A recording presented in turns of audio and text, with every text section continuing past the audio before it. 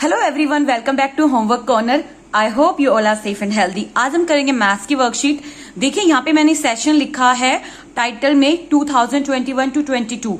तो देखिए उसका मतलब ये है कि कुछ वीडियोस, कुछ वर्कशीट मैंने लास्ट ईयर डाली थी, वो ओल्ड है। अब न्यू सेशन के लिए मैं नई वर्कशीट डाल रही हूँ। सो ये पार्ट 1 है, ठीक है। इसके अलावा टॉपिक वाइज भी मैंने वर्कशीट डाली हुई है, तो आप प्लेलिस्ट में चेक कर सकते हो। आपको क्लास 4th मैथ प्लेलिस्ट मिल जाएगी, तो आप वहां पर सारी ओल्ड और न्यू वीडियोस को देख सकते हो, ठीक है। सो आज का जो वर्कशीट है वो बहुत इंटरेस्टिंग होने वाली है, तो लास्ट तक आप मेरे साथ बने रहिएगा। मैंने वर्ड प्रॉब्लम भी इसमें ली है, ठीक है, इस वर्कशीट में। तो चलिए वीडियो को शुरू करते हैं। Right all the factors of, सबसे पहले हमें फैक्टर लिखनी है। अब फैक्टर क्या होते हैं इस पे भी मैंने वीडियो बना रखी है, तो प्लेलिस्ट में आपको वो भी मिल जाएगी। सो देखिए 45 जो है वो 1 से कंप्लीटली डिविजिबल होगा, 3 से, 2 से नहीं होगा। उसके बाद ये 5 से, 9, 15 एंड 45 इटसेल्फ, ये हो गए इसके फैक्टर। अब 56 के फैक्टर होंगे 1, 2, 4, 6, ठीक है, 7, 8, 9 नहीं होगा हमारा, 10 नहीं होगा, 12 नहीं होगा, फिर होगा 14 सीधा, ठीक है। फिर होगा हमारा 28 एंड 56 इटसेल्फ। अगर कोई फैक्टर छूट गया तो आप मुझे कमेंट बॉक्स में बताइएगा। फिर 98 का, सो 1, 2। उसके बाद देखिए ये 6 से भी नहीं होगा, क्योंकि 6 1 जा 6, रिमाइंडर 3 और ये हो जाएगा 8, 38। 6 की टेबल में 38 नहीं होता। अब ये सीधा 7 से होगा, उसके बाद 14 से होगा, ठीक है। 14 7 जा 98। उसके बाद ये होगा 49, ठीक है। उसके बाद 49 होगा और ये नंबर इटसेल्फ होगा। अगर कहीं कुछ छूट गया है इसमें फैक्टर तो आप मुझे कमेंट बॉक्स में बता सकते हैं। और 36 के फैक्टर आपको लिखने हैं, ये आपके लिए है, कमेंट बॉक्स में मुझे जरूर बताइएगा। Right first 5 multiples of the following number, first 5 multiple लिखने हैं। सो यहाँ पे 5, 11 के मल्टीपल आप लिखोगे, बाकी मैं कर देती हूँ, ठीक है। तो फर्स्ट 5 लिखना है। सो एक तो खुद होगा, ठीक है। मैंने प्रॉपर्टीज भी आपको बताई थी, मल्टीपल वो नंबर खुद का मल्टीपल होता है इटसेल्फ अपना। 6, 12, 18, 30 एंड 24 है गया, ठीक है। सॉरी 24 इधर आएगा, 18 के बाद 24 और उसके बाद 30, 36, ठीक है। ये फर्स्ट 6 हो गए हैं, हमें फर्स्ट 5 लिखने थे। अब 12 के 12, 24, 36, 48 एंड 60। और हमसे ना कॉमन भी पूछे जा सकते हैं, ये भी मैंने जो फैक्टर और मल्टीपल की वीडियो उसमें बताया था। अगर आपको पूछा जाए 6 और 12 के कॉमन मल्टीपल्स बताइए, सो इनके कॉमन मल्टीपल्स कौन से होंगे। देखिए 12, 24, 36, ठीक है, 48 भी होगा, 60 भी होगा। और अगर हमसे ये कहा जाए कि एलशियम निकालिए, 6 और 12 का एलशियम निकालिए, तो इसका एलशियम 12 होगा। सबसे लिस्ट जो सबसे पहले कॉमन मल्टीपल होता है वही हमारा एलशियम होता है, ठीक है। अभी 9 के, तो 9, 18, 27, 36 और 45। अब ये 2 जो रह गए हैं इनका आंसर आप मुझे कमेंट बॉक्स में बताइएगा। क्वेश्चन 3 है rounding off to the nearest 1000।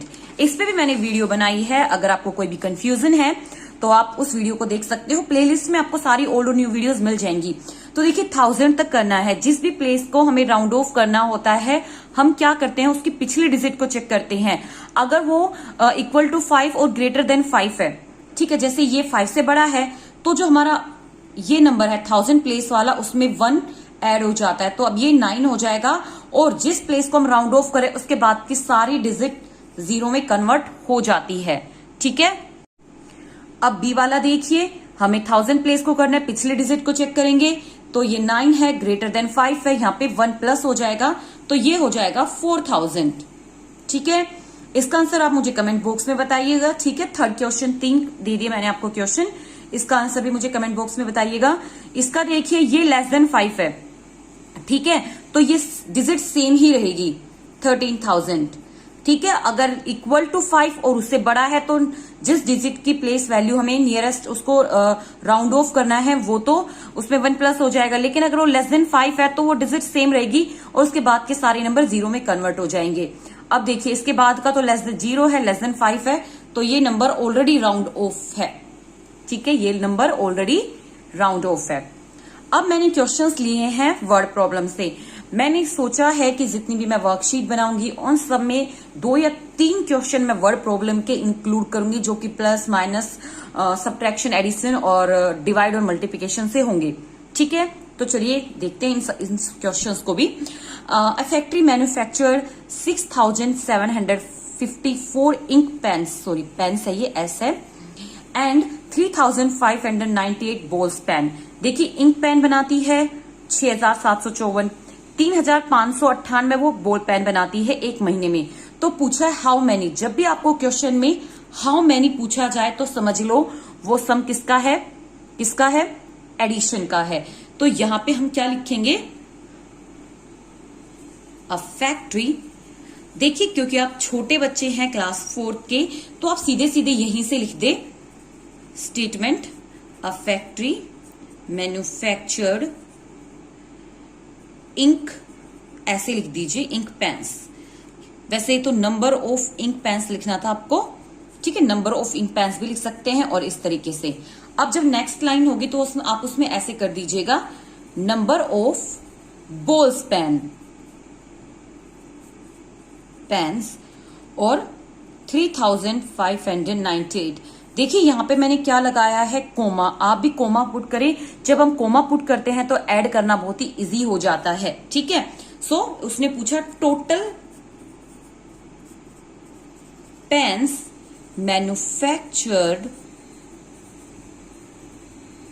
Manufactured in a month कितने हो गए, कमेंट बॉक्स में मुझे ऐड करके बताइएगा। ठीक है, अब नेक्स्ट देख लेते हैं। अब बेकरी बेक्स, ठीक है, एक जो बेकरी वो बनाती है 1123 यानी कि 1123 loaf of breads, loaves of breads in a day. एक दिन में वो इतने ब्रेड्स बना लेती है। तो how many loaves of bread will the bakery bakes in 6 weeks. अब आप पूछोगे, आपने तो मैम ऊपर भी बोला था कि हाउ मेनी, यहाँ पे भी हाउ मेनी, इसका मतलब एडिशन होगा। नहीं, क्वेश्चन को थोड़ा पूरा पढ़ लीजिए। हाउ मेनी इसने कहा है कि एक दिन में, तो यहाँ नीचे पूछा है 6 वीक्स में कितना बनाएगी, है ना। तो इसका मतलब वो जब एक का दिया हो और आपसे ज्यादा का पूछे, या ज्यादा का दिया हो और आपसे एक का पूछे, मल्टीप्लाई। ठीक है, क्या होगा, मल्टीप्लाई। जब आपको एक का दिया, जैसे एक 1 डे दिया है ना, अगर एक चीज एक दिन का दिया हो या किसी एक चीज की क्वांटिटी दी हुई हो और आपसे ज्यादा की पूछे, मल्टीप्लाई होगा। या ज्यादा का गिवन होगा, आपको एक का पूछेगा। ठीक है, अब ये तो एक दिन की बात है और यहाँ पे 6 वीक है। सबसे पहले हम वीक को डेज में कन्वर्ट कर लेंगे। ठीक है, सो 6 वीक्स में कितने डेज हो जाएंगे, 6।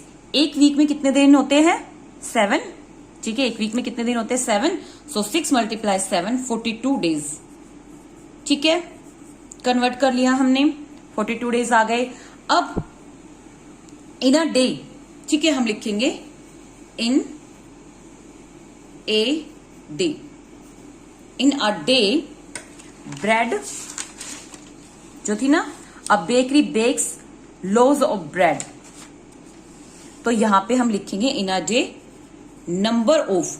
जब किसी चीज की नंबर दिया होता है ना आपको कि इतने पेन या इतनी किसी भी चीज की कॉस्ट या कुछ भी दिया हो, तो आप ऐसे करना नंबर ऑफ।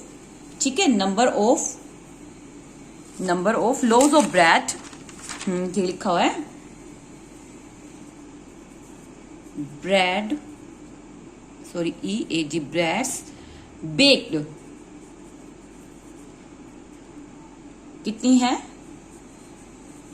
ठीक है, अब इन अ 42 डेज, इन अ 42, इन अ 1 डे लिख सकते हो आप यहाँ पे 42 डेज। फिर number of loaves baked, baked, sorry break नहीं, बेक्ड। और अब आप इसको कर दीजिए मल्टीप्लाई। इसका जो भी आंसर आएगा मुझे कमेंट बॉक्स में आप बताइएगा। ठीक है, अब देखिए next question. 12 student can sit on a bench. 12 student can sit on a bench. एक बेंच पे 12 स्टूडेंट बैठ सकते हैं। So how many bench are needed for 1840 students, यानी कि 1840 स्टूडेंट्स के लिए कितने हमें बेंच की जरूरत होगी। ठीक है, तो देखिए 12 स्टूडेंट को कितनी बेंच की जरूरत है, एक बेंच की जरूरत है।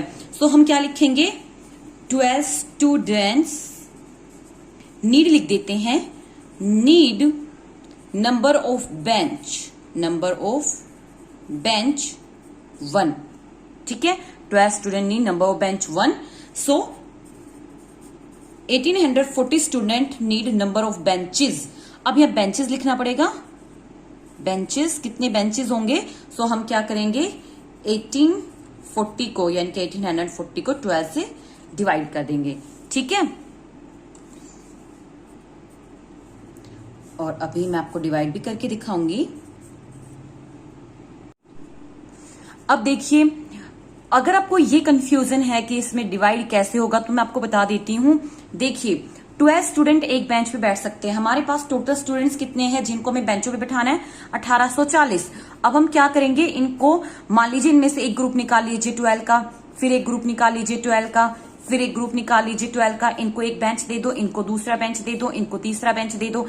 ऐसे करके मतलब हम देखेंगे, इनके ग्रुपिंग करेंगे अगर हम 12 की, तो फिर हमें बहुत टाइम लग जाएगा। ठीक है, होगा ऐसे ही कि 1840 स्टूडेंट सपोज करिए हमने लाइन में खड़े कर दिए, भाई 12 बच्चे इधर हो जाओ, 12 स्टूडेंट, 12 इधर बैठ जाओ, 12 इधर बैठ जाओ, 12 इधर, टाइम लगेगा। हम क्या करेंगे, हम डिवाइड कर लेंगे।